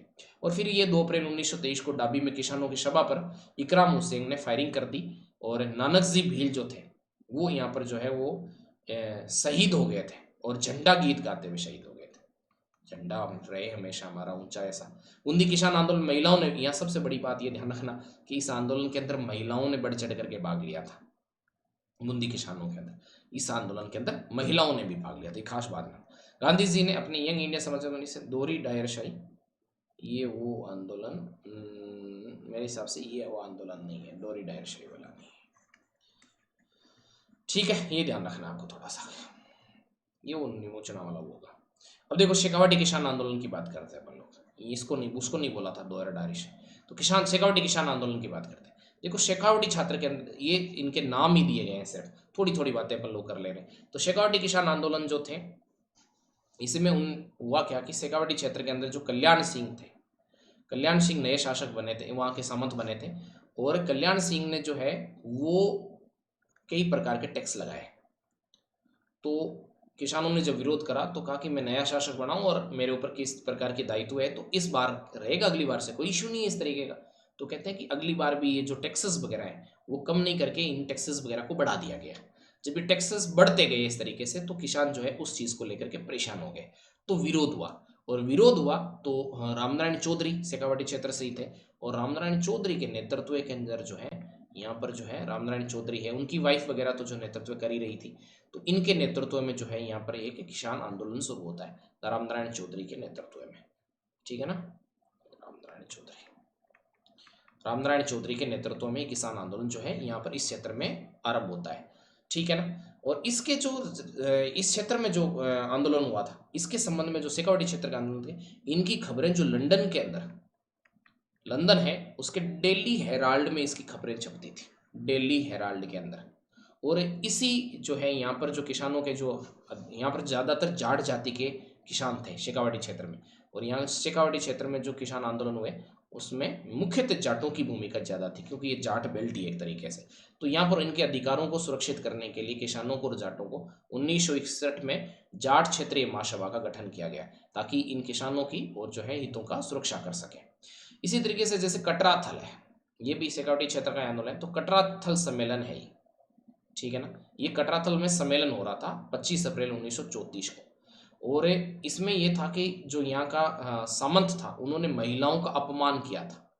तो इस महिलाओं के अपमान के कारण से जो किशोरी देवी थी, उन्होंने अध्यक्षता करते हुए महिलाओं को इकट्ठा करा कटराथल वाले क्षेत्र में, शेखावाटी क्षेत्र में ही, और 1000 से ज्यादा यहाँ पर महिलाएं इकट्ठी हो गई थी किशोरी देवी के नेतृत्व में। ये ध्यान रखना है कटराथल वाले क्षेत्र में, ठीक है ना, यहाँ पर इस क्षेत्र के अंदर। इसी तरीके से इससे संबंधित कुदन हत्याकांड है, ठीक है ना। कुदन हत्याकांड क्या है कि इस क्षेत्र में जो धापी देवी थी, वो महिला थी, धापी देवी, धाई नहीं है, धापी देवी थी। उन्होंने किसानों को कहा कि इनको जो है वो टैक्स देना ही नहीं है, टैक्स देने से मना ही कर दो। तो इस कारण से टैक्स देने से मना करने के कारण से कैप्टन है ये, कैप्टन वेब ने इनके ऊपर जो है किसानों के ऊपर फायरिंग कर दी, और इसमें 4 जो किसान थे वो शहीद हो गए थे। और इसकी चर्चा जो है वो ब्रिटेन ऑफ, जो एक तरीके पता ही आपको कि जो आपके पास ब्रिटेन के जो न्यूज़पेपर है उनमें शेखावाटी के जो आंदोलन थे उनके बारे में खबरें छपती थी। तो ये ब्रिटेन ऑफ कॉमन्स, जैसे हमारी लोकसभा होती है उस तरीके से वहाँ पर हाउस ऑफ कॉमन्स होता है, हाउस ऑफ कॉमन्स होता है, हाउस ऑफ लॉर्ड्स होता है, वो हमारी राज्यसभा की तरह होता है। काफ़ी डिफरेंस है वहाँ की राज्यसभा, हाउस ऑफ लॉर्ड्स के अधिकारों में और हमारे यहाँ राज्यसभा के में। हमारे यहाँ राज्यसभा के पास ज़्यादा अधिकार है वहाँ के तुलना में, लेकिन वो कंपैरिजन पॉलिटी में करेंगे या नहीं करें। तो लोकसभा की तरह वहाँ पर हाउस ऑफ कॉमन्स है, उसमें विपक्षी दल के नेताओं ने यहाँ पर सवाल उठाया कि जब ये हमारे अंडर है सारी चीज़ें, तो इस तरीके से उनके साथ क्यों अत्याचार किया जा रहा है, क्यों गोलियाँ चलाई जा रही है। तो वो सारी चीज़ें इसके बारे में डिस्कशन था। इसके अलावा थोड़ी सी आंदोलन जो है वो अलवर वाले क्षेत्र के अंदर भी हुए, जिसमें हम निमूचना हत्याकांड की बात करते हैं। निमूचना, तो ये लगभग निमूचना वाला जो आंदोलन, किसान आंदोलन है, ये लेके 1923 से लेकर के 25 के बीच में, और ये हत्याकांड 1925 के अंदर हुआ था। तो इसमें भी वो सेम ही इश्यूज था कि जैसे भू राजस्व का इशू है, इसके अलावा लाग बाग का इशू है, बाकी टैक्सेस का इशू है। मेन एक अलग तरह का इशू यहाँ पर, जो एक अलग इशू था, बाकी किसानों के जो इशू थे वो यहाँ भी थे, वो एक अलग इशू यहाँ था, वो था जंगली सुअरों का इशू। यहाँ के जंगली सुअर जो थे ये किसानों की फसल को चौपट कर देते थे, और इनको मारने पर जो है वो रोक लगा रखी थी। तो किसानों की ये बड़ी डिमांड थी कि या तो हमारे इन्हें किसी तरीके से सुरक्षा प्रदान करी जाए, या फिर हमें लोगों को इनकी मारने की अनुमति दी जानी चाहिए। लेकिन ये इस तरह की चीज़ कर नहीं रहे थे। इसको लेकर के जो है वो किसानों ने आंदोलन कर रहे थे, और एक जगह पर इकट्ठा हुए, और फिर उनके ऊपर जो है वो फायरिंग हुई। और इसी को दोहरी डायरशाही कहा है, किसने? गांधी जी ने अपने यंग इंडिया के अंदर, ये निमोचना वाला है। इसी तरीके से 1932 से 34 के बीच में जो है आपके पास में मेव जाति का जो है वो आंदोलन होता है, जो कि मेव भरतपुर और अलवर के अंदर थे 1932 से 34 के बीच में। कहाँ चला गया बापू, कितनी समझ में आ रही है मेरे को, या क्योंकि यहाँ पर ज़्यादा दिया नहीं इसलिए मैं ज़्यादा डिटेल से बात नहीं कर रहा, शॉर्ट में ही बात कर रहा आपको मैं। जितने भी आंदोलन बनाए उसका जितनी बातें बता एक तरीके से डिस्कशन करते हैं। वैसे एग्जाम के पॉइंट ऑफ व्यू से काफ़ी है, क्योंकि माध्यमिक शिक्षा बोर्ड में मैंने जितना बताया उससे भी कम दिया हुआ है, लेकिन इसलिए कि एक थोड़ा सा लिंक बन जाए आपका, सिर्फ नाम ही दे रखा है इनका। तो 1932 से 34 ईस्वी के बीच में जो यहाँ पर मेव जाति, ये मुस्लिम थी, मुस्लिम जाति, मेव जाति जो है ये भरतपुर और अलवर वाले क्षेत्र में, यहाँ पर इन्होंने आंदोलन करा। और ये आगे चल करके हिंदू जो मुस्लिम है यानी सांप्रदायिक हो गया था ये, इसलिए सांप्रदायिक हो गया था कि कुछ इस तरह की मांगे इन्होंने कर ली थी, मस्जिद को लेकर के, अलग स्कूल को लेकर के, हमारे लिए अलग स्कूल। तो उस तरीके से ये फिर धीरे धीरे करके से हिंदू मुस्लिम बन गया था ये आंदोलन, और ये इस तरीके से ये मेव जाति से संबंधित था। हाँ, यहाँ भी इनके साथ भी जंगली शोर वगैरह का इशू था, बाकी चीज़ें इश्यूज थे, लेकिन ये शुरू में तो किसानों की मांगों को लेकर ही शुरू हुआ था। जो इश्यूज निमोचना वाले क्षेत्र में, उधर वो क्षेत्र में थे, बाकी वही किसानों के इशू थे, लेकिन आगे चल करके ये आंदोलन सांप्रदायिक हो गया था। तो इतनी बातें इसमें डिस्कशन करानी है। तो इसमें जैसे विश्वविद्यालय किसान आंदोलन है उसके बारे में ये माध्यमिक शिक्षा बोर्ड की एज इट इज एक भी लाइन छोड़ी नहीं गई है, एज इट इज लिखा हुआ है, तो उनके बारे में अपन थोड़ा सा देख लेते हैं स्लाइड के अंदर क्या लिखा है, बाकी तो मैंने आपको बता दिया।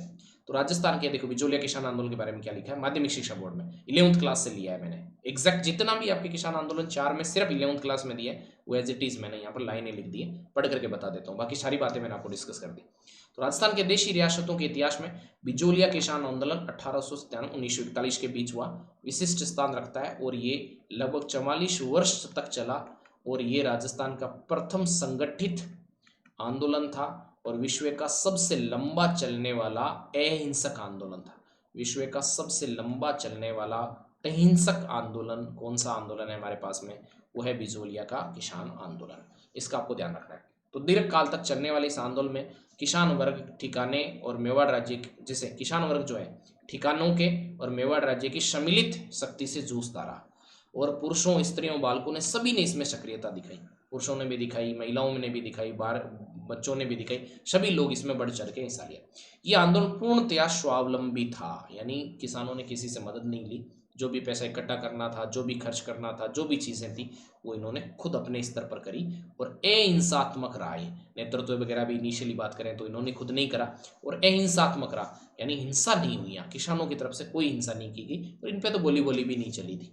यह आंदोलन प्रारंभ में विजय सिंह पथिक, एक प्रारंभ में तो ये शव स्फूर्त था, बाद में विजय सिंह पथिक ने इसका नेतृत्व करा, लेकिन इसी तरीके से दिया माध्यमिक शिक्षा बोर्ड में, तो ठीक है।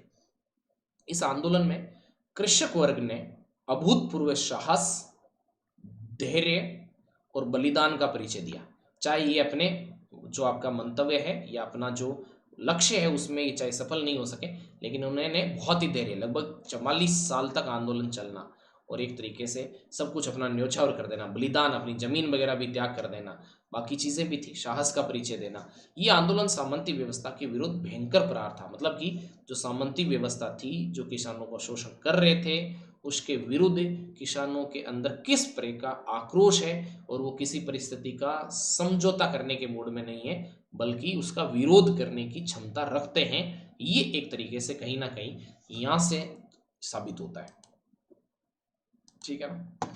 इस आंदोलन के कालांतर में माणिक्यलाल वर्मा जैसे तेजस्वी नेता का जन्म दिया, ये मैंने पहले ही बता दिया आपको, इस तरह के नेता भी यहाँ से पैदा हुए। राजस्थान में कृषक आंदोलन समय के बलबूते पर था और इसका नेतृत्व पूर्णतः गैर पेशेवर नेताओं ने, जो पॉलिटिक्स करते थे उनसे नहीं था, अत्यंत साधारण किसान वर्ग ने इसका नेतृत्व किया था, चाहे उनका आधार जातिगत ही रहा, जातिगत जैसे किसी क्षेत्रों के अंदर जाट ज्यादा थे, इसी अंदर धाकड़ जाति के, बूंदी वाले के अंदर गुर्जर जाति के तो है, जैसे बिजोलिया आंदोलन में धाकड़ जाति की महती भूमिका थी, शिकर और शेखावाटी क्षेत्र के अंदर जाट थे, उनका वर्चस्व था, तो इस तरीके से अलग अलग क्षेत्रों के अंदर था। बिजोलिया जैसे मेवाड़ और शिरोई राज्यों के किसान आंदोलन के पीछे भील और ग्रासिया जनजातियों का शक्ति रही थी। इसी प्रकार अलवर और भरतपुर राज्यों में मेवों की भूमिका थी, ये सब देख लिया हमने, ये भील और ग्रासिया भी हम देखेंगे थोड़ी देर में। इस प्रकार इन आंदोलनों को सुनियोजित रूप से संचालित करने का श्रेय जाति पंचायतों एवं जाति संगठनों को दिया जा सकता है, जो जातिगत पंचायतें बनती थी अलग अलग वो है।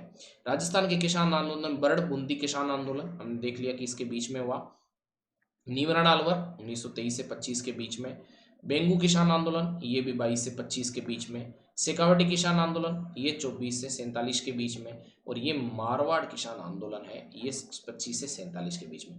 इतने सारे किसान आंदोलन, सिर्फ ये डेट इतनी चीजें दी है जितनी मैंने पढ़ के बताई माध्यमिक शिक्षा बोर्ड में, उससे पहले जो चीजें मैंने बताई वो मैंने अपनी तरफ से ऐड करी। ये आंदोलन सामान्यतः अहिंसात्मक रहे, इन आंदोलनों के प्रजातंत्र की जमीन तैयार करी और आगे चल करके प्रजामंडल जो है, प्रजामंडल लिखिए, प्रजामंडल की जो है वो नींव तैयार करी और किस तरीके से प्रजामंडल के जो संगठनिक रूप से काम करने में इसकी भूमिका थी। अब जैसे भगत आंदोलन है, भगत आंदोलन कह लो या चाहे भील आंदोलन कह लो, एक ही बात है ना। देखो ये जो मेवाड़ वाला क्षेत्र है, जैसे हमारा ये राजस्थान है, राजस्थान के अंदर ये जो ये क्षेत्र है मेवाड़ वाला, डूंगरपुर, बांसवाड़ा, उदयपुर वाला क्षेत्र हो गया, ये भील बाहुल्य क्षेत्र है, ये भील बाहुल्य क्षेत्र है, यानी यहाँ पर भीलों की संख्या ज्यादा है, बाहुल्य क्षेत्र है इस क्षेत्र में। लेकिन मैंने कहा कि ये जनजाति है, ये ट्राइब्स है, और जनजातियां जो होती है वो परंपरागत अधिकार मानती है, जनजाति है ये परंपरागत अधिकार मानती है किसके ऊपर, जंगलों के ऊपर, क्षेत्रों के ऊपर, तो परंपरागत अधिकार मानती है। और ये अपनी जो एक तरीके से कह सकते हैं कि रीति रिवाज है, परंपराएं हैं, उनके अंदर इंटरफेयर नहीं चाहती है।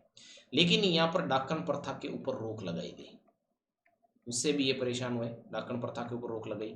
और बाकी जैसे और भी चीज़ें थी, जैसे चौकियाँ वगैरह स्थापित कर दी, तो इनके जो परंपरागत अधिकार थे जो जंगल वगैरह पर आसपास के जमीनों पर, तो वो छीन लिए गए थे। उसके कारण से आक्रोशित तो थे ही थे। दूसरी बात है कि ये अनपढ़ भी थे, अनपढ़ भी थे, ज़्यादा पढ़े लिखे भी नहीं थे। और इसके अलावा जो है इनके अंदर काफ़ी ज़्यादा बुराइयां, जैसे शराब की आदत है, दारू की आदत है, या इसके अलावा जैसे बाकी जो नशा पता है दूसरे प्रकार के उनकी आदत है, और भी कई प्रकार की जो है इनके अंदर बुराइयां हैं वो इनके अंदर थी। इन्हीं सब चीज़ों को दूर करने के लिए गोविंद गुरु जो थे, ये गोविंद गुरु जो थे ये मेरे हिसाब से ये बंजारा जाति से थे, खुद भील नहीं थे, मेरे को जितना दिमाग में आ रहा है, तो ये बंजारा से संबंधित होने चाहिए।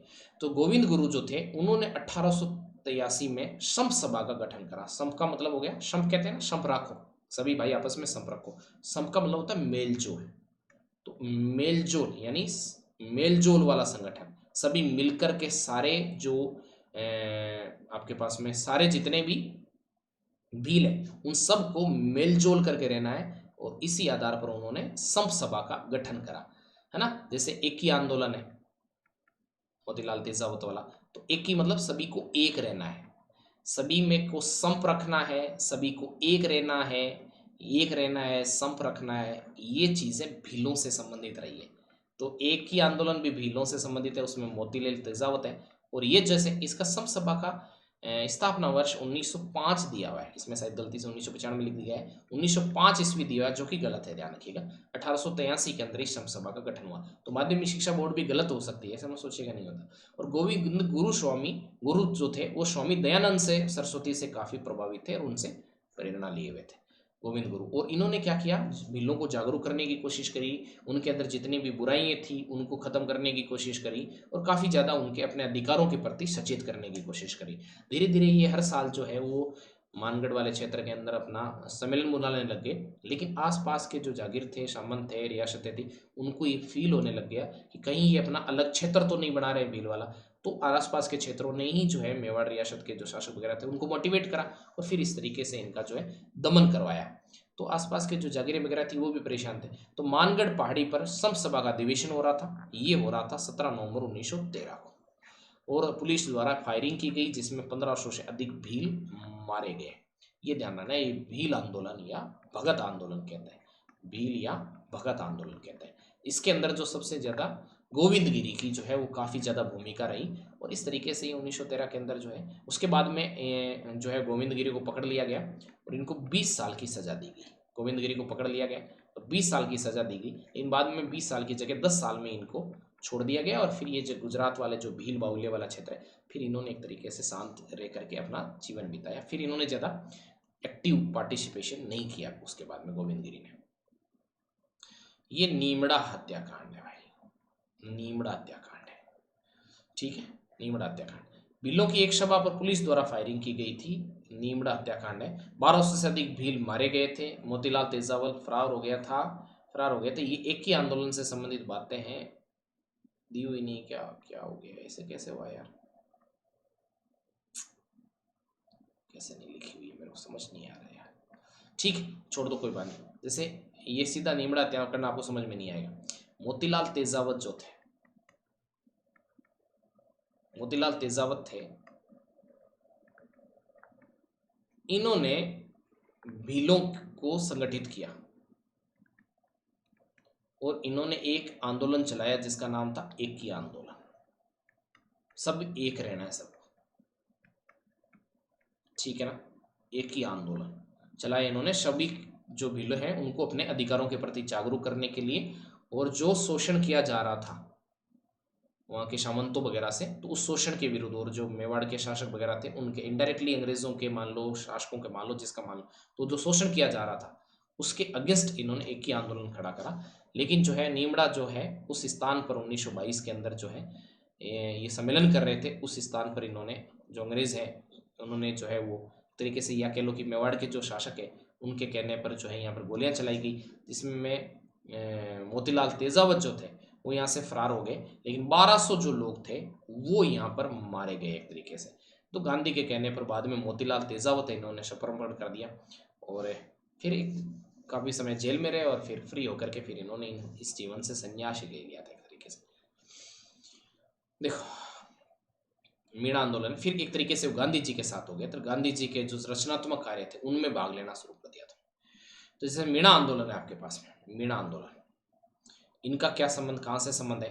तो मीणा जो थे एक तरीके से दौसा और जयपुर वाला जो क्षेत्र है, दौसा और जयपुर वाला जो क्षेत्र है, थोड़ा थोड़ा ही बता रहा हूँ आपको चीज़ें, क्योंकि इतना ही दिया हुआ है, इससे कम दिया हुआ है माध्यमिक शिक्षा बोर्ड में। तो दौसा और जयपुर वाला है, नहीं तो अपन डिस्कशन करेंगे तो माध्यमिक शिक्षा बोर्ड का जो पर्पज है वो खत्म हो जाएगा। तो दौसा और जो जयपुर वाला जो क्षेत्र है, इस क्षेत्र में मीणाओं का आधिपत्य था। और आपको पता ही है पहले कि जो कछुआ वंश की नींव पड़ी उससे पहले इन दौसा वाले क्षेत्र के अंदर मीणाओं का राज होता था। धीरे धीरे मीणाओं का राज चला गया तो फिर ये जैसे चोरी वगैरह करके, लूटमार करके, उससे अपना जीवन में चोरी करके या फिर उससे जीवन अपना चलाने लग गए। जैसे खेतियार या भूमिहार जो मीणा भी होते थे और कृषक मीणा भी होते थे और चौकीदार मीणा भी होते थे। लेकिन हुआ क्या कि इस तरीके से ये जो है थोड़े से बदमाश भी थे, मीणा बुरा मत मानिएगा, लेकिन थोड़े से बदमाश भी थे और एक तरीके से बहादुर लोग भी थे ये। तो ये अंग्रेजों का मुकाबला करने में सक्षम थे।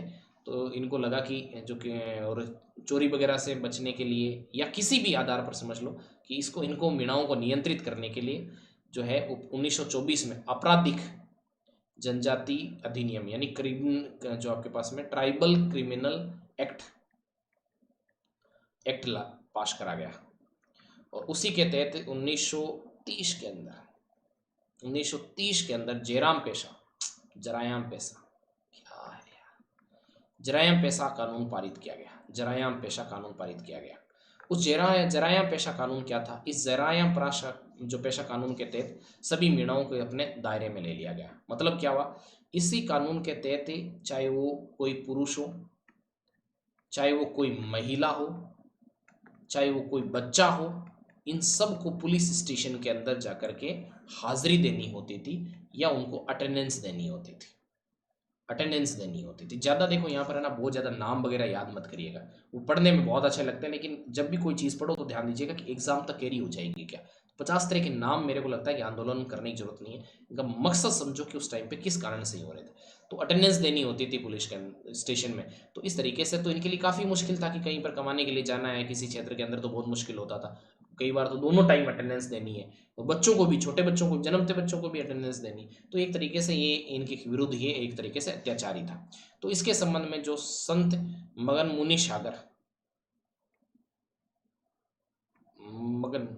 सागर जो थे, उन्होंने 1944 में नीम का थाने में एक मीटिंग बुलाई और जो है मीना पुराण नामक पुस्तक लिखी और ये जो है इसका विरोध करा जयराम पेशा का। लेकिन ये चरणबद्ध तरीके से आगे चल के, जैसे पहले बच्चों को छूट दे दी गई, फिर महिलाओं को दे दी गई, फिर जैसे जिनका ट्रैक रिकॉर्ड खराब नहीं है, जिन्होंने कभी इस तरह की चीज़ों में चोरी वगैरह भाग नहीं लिया, फिर उनको छूट दे दी गई।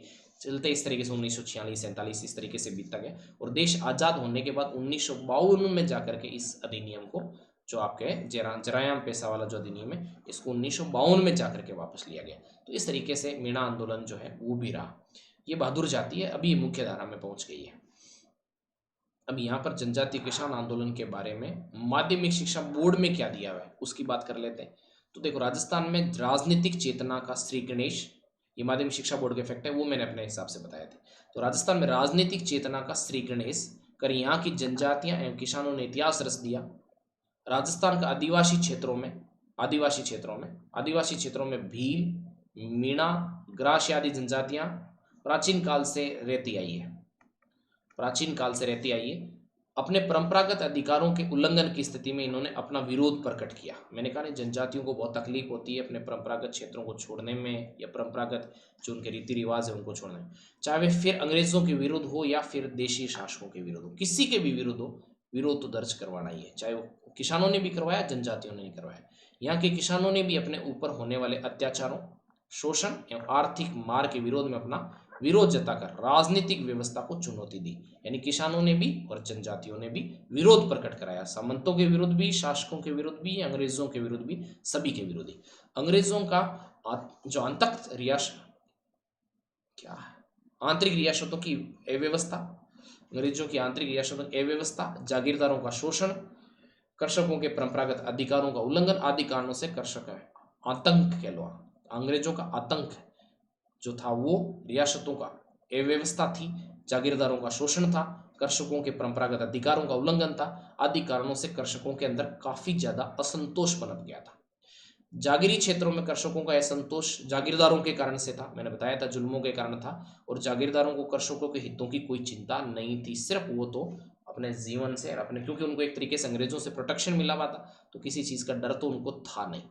इसी क्रम में जैसे आपके पास में मोतीलाल तेजावत वगैरह जो आते हैं, उनके बारे में यहाँ पर बताइए कि किस तरीके से उन्होंने जो है एक तरीके से जनजातियों के जो है वो जन जागृति का काम करा। मेनली देखा जाए तो भीलों के जन जागृति का ही काम मोतीलाल तेजावत ने किया।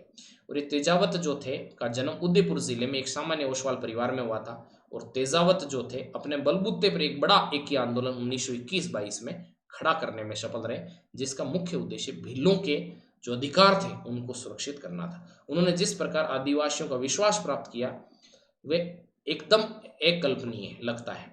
तेजावर से पहले गोविंद गुरु ने वागड़ प्रदेश में मोतीलाल तेजावत है यार, क्या लिखते रहे। तेजावत से पहले गोविंद गुरु 1858 से 1931 में वागड़ प्रदेश में आदिवासियों के भीलों के उद्धार के लिए 1921 से 29 तक आंदोलन चलाया था। ये 1921 से 29 तक कहाँ से चला देंगे यार, ये आपके पास 1983 के आसपास की बात है, उसके बाद तो ये गिरफ्तार ही हो गए 1913 के अंदर। तो ये इस टाइम पे तो आंदोलन जो चलाया मोतीलाल तेजावत ने चलाया था, तो ये थोड़ा सा कुछ मिसप्रिंट है, ध्यान दीजिएगा, मोतीलाल तेजावत ने चलाया था। इसे पूरे गोविंद गुरु ने 1905 दिया हुआ है, लेकिन ये गलत है। सभा की स्थापना ये माध्यमिक शिक्षा बोर्ड में भी गलत दिया हुआ है, और ये 1983 कर, वो आपके पास 1883 कर लेना आप इसको, मैंने कहीं 1983 तो नहीं बता दिया था, 1883 कर लेना उसको। ये भीलों की सामाजिक एवं राजनीतिक जागृति पैदा करने वाला संगठन था, मतलब सभा संप रखना था आपस में, एक ही आंदोलन भी इनसे संबंधित। तो गोविंद गुरु ने मेवाड़, डूंगरपुर, ईडर, मालवा आदि क्षेत्रों में बसे भीलों एवं ग्रासियों के सभा के माध्यम से संगठित किया।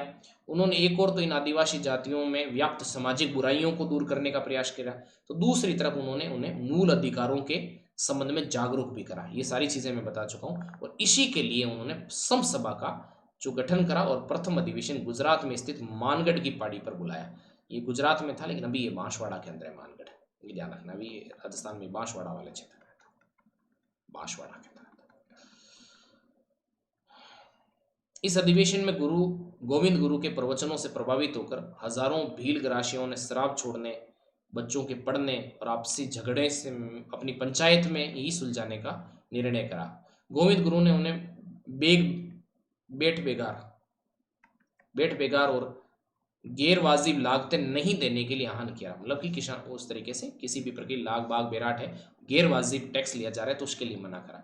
इस अधिवेशन के पश्चात हर वर्ष अश्विनी शुक्ला पूर्णिमा को मानगढ़ की पहाड़ी पर जो है वो सभा होने लग गई, और इसी के क्रम में 1913 के अंदर जो है इनमें उनके ऊपर गोली चलाई गई, जिसके अंदर जो है वो कई भील मारे गए। भीलों में बढ़ती जागृति से पड़ोसी राज्य परेशान हो गए, सावधान हो गए, और उन्होंने ब्रिटिश सरकार से प्रार्थना करी कि इन्हें किसी तरीके से रास्ते पर लगाया जाए, निपटाया जाए। और इसी को ध्यान में रखते हुए 1913 के अंदर जो है मानगढ़ की पहाड़ी पर सभा के अंदर जो है अधिवेशन चल रहा था, वहां पर गोलियों की बौछार कर दी गई, और लगभग 1500 आदिवासी जो थे वो यहाँ इसी घटना स्थल पर ग्रासिया और भील जो थे वो खत्म हो गए थे। गोविंद गुरु को गिरफ्तार कर लिया गया, उन्हें 20 साल का कारावास की सजा दी गई, लेकिन 10 वर्ष बाद ही रिहा कर दिया गया। वो अहिंसा के जो है वो पक्षधर थे, और श्वेत ध्वजा शांति का प्रतीक था उनका, आज भी भील समाज में उनका पूजनीय माना जाता है। फिर ये गुजरात वाले क्षेत्र में जाकर के रहने लग गए थे। तो राजस्थान के आदिवासियों में गुरु गोविंद के पश्चात सबसे महत्वपूर्ण मोतीलाल तेजावत हुए थे, जिन्होंने 1921 के अंदर जो एक ही आंदोलन है वो संगठित करा था, और यहाँ पर किसानों को जो है वो जागरूक करा था। सने सने ये आंदोलन सिरोही वाला क्षेत्र है, ईडर वाला क्षेत्र है, पालनपुर है गुजरात के अंदर है, विजयनगर है, इनके अंदर जो है वो फैलने लग गया था। इस तरीके से यहाँ पर कुछ बातें बताई गई है। तेजावत ने अपनी मांगों को लेकर भीलों को एक विराट सम्मेलन विजयनगर राज्य के नीमड़ा गांव में, ये नीमड़ा गांव में आयोजित किया। मेवाड़ में अन्य पड़ोसी राज्यों की सरकारें भीलों के संगठित होने से चिंतित हो गई और इन राज्यों की सेनाएं आंदोलन जो है को दबाने के लिए नीमड़ा पहुंच गई। और फिर यहाँ से होता है नीमड़ा हत्याकांड, जिसमें 1200 भील मारे गए थे, जो मैं पहले ही बता चुका हूँ। तो ये मोतीलाल तेजाब ने पैर में गोली लग गई थी, घायल हो गए थे और उन्हें सुरक्षित स्थान ले गए, लेकिन उनका इलाज किया गया सुरक्षित स्थान ले जाकर के। फिर मोतीलाल तेजावत भूमिगत हो गए थे और फिर गांधी जी के करने से 1929 के अंदर जो है इन्होंने आत्मसमर्पण कर दिया था। ठीक है ना, ये ध्यान रखना, 1938 में उन्हें रिहा कर दिया गया। इस तरीके से ये चीजें चली। इसके पश्चात भी नजरबंद एवं जेल का लिखा छिपी का काम जो है इनका चलता ही रहा और ये मुंह, एक तरीके से ये जो अच्छे काम थे उनसे कभी इन्होंने मुंह नहीं मोड़ा। यहाँ पर और भी नेता हुए यहाँ विकसित, जैसे माणिक्यलाल वर्मा है, भोगीलाल पांड्या है, अम्मा बालेश्वर है, दयाल है, बलवंत सिंह मेहता है, हरदेव जोशी है, गौरी शंकर उपाध्याय है। ये इस तरह के जो है वो कई नेता भी इन्हीं के देन है एक तरीके से इन आंदोलनों की, समझिए। ठीक है, ये तो बातें देख ली हम लोगों ने। ठीक, तो ये इस तरीके से हमारा ये जो चैप्टर है ये किसान आंदोलन जनजातीय आंदोलन वाला खत्म हुआ। ये इतना ही माध्यमिक शिक्षा बोर्ड में दिया हुआ था, जितनी चर्चा मैंने कर दी। और माध्यमिक शिक्षा बोर्ड वाली चीज़ें उनको 100% करिए, बाकी फिर आप जितना मर्जी पढ़ लेना, एटलीस्ट इतना कर लो ताकि 70% चीज़ें कर हो जाए, फिर आप 200% कर लेना, सो नहीं। मेरी इतनी आपसे रिक्वेस्ट है। और इसके लिए आपको जो है वो ठोलिया 10 कोड यूज़ करिएगा एनरोल करने के लिए, जिससे आपको 10% डिस्काउंट मिल जाएगा। आप यदि 1 ईयर के लिए एनरोल करते हैं तो आप 6300 के अंदर एनरोल कर सकते हैं। और यदि आप 2 ईयर के लिए एनरोल करते हैं तो 7560 में एनरोल कर सकते हैं। बहुत ही कम चार्जेस हैं, एनरोल कर सकते हैं। किसी तरह की दिक्कत हो तो मेरे को 8744035689 पर व्हाट्सएप कर सकते हैं। चैनल को सब्सक्राइब करिएगा, बेल आइकन दबाइएगा और अपने दोस्तों के साथ शेयर करिएगा। और कोई यदि एडमिशन लेना चाहते हैं तो भी आप मेरा रेफरेंस दे सकते हैं, उसको कोई दिक्कत हो तो मेरे से कॉन्टैक्ट कर सकते हैं। धन्यवाद, थैंक यू वेरी मच।